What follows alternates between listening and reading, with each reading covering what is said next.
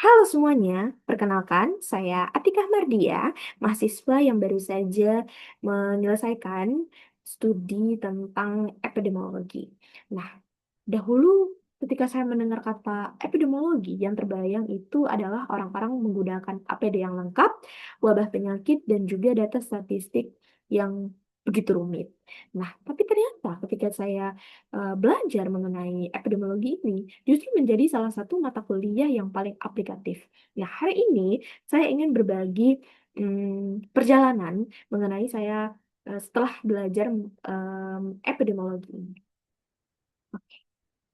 Nah, pelajaran pertama yang membuat saya tercengang adalah memahami bahwa epidemiologi tidak hanya tentang penyakit menular. Sebagai calon terapis okupasi, saya belajar bahwa epidemiologi justru sangat relevan untuk memahami masalah-masalah okupasional.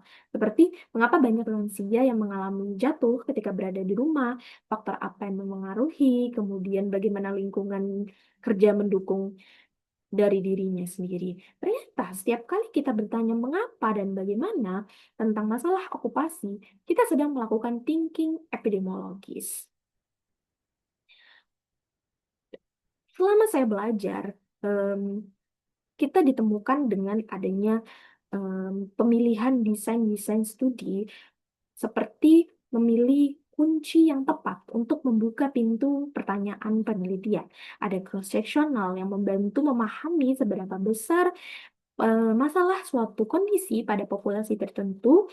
Di ada juga case control yang mengajarkan melacak faktor risiko dengan membandingkan kelompok yang mengalami masalah dengan yang tidak. Dan ada juga studi cohort yang memberikan wawasan mengenai perjalanan dari waktu hingga ke waktu. Kemudian ada randomized control trial yang menjadi gold standar untuk melakukan pembuktian efektivitas intervensi.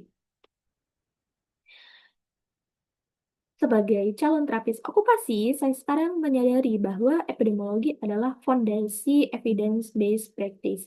Maksudnya di sini adalah kita merencanakan program kesehatan kerja yang intervensinya harus menjadi lebih tepat sasaran dan tentunya efisien dan mengadvokasi klien, kemudian mengevaluasi efektivitas intervensi.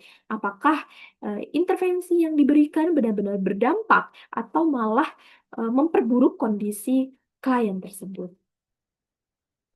Yang paling berharga dari belajar epidemiologi adalah perubahan mindset dari reaktif menjadi proaktif.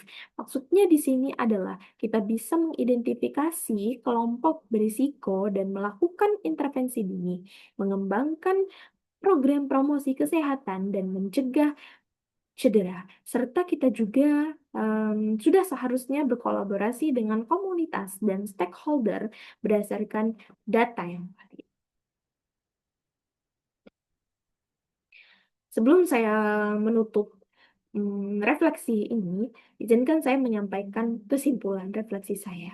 Ilmu ini tidak hanya tentang angka dan juga statistik, tetapi tentang cerita di balik angka-angka tersebut. Setiap prevalensi, setiap confidence itu merepresentasikan kehidupan nyata seseorang yang berjuang untuk berpartisipasi dalam aktivitas yang bermakna.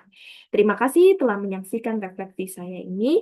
Sampai jumpa dalam praktik terapi okupasi yang lebih evidence-based dan impactful.